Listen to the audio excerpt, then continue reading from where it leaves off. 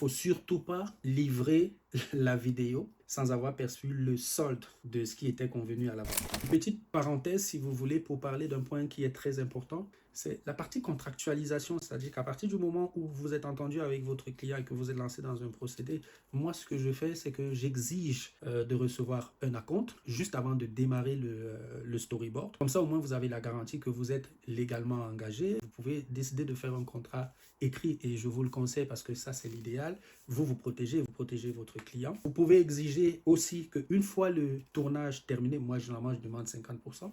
Une fois le tournage terminé, avant de commencer le montage, vous pouvez exiger aussi les 50 autres pourcents. Pour les plus gentils, peut-être 25 ou 30%. Comme ça, vous savez que voilà, vous ne travaillez pas, vous savez comment organiser votre travail. Vous faites des fois un peu embêté là-dessus. Vous lui envoyez en très bonne résolution, mais avec un watermark.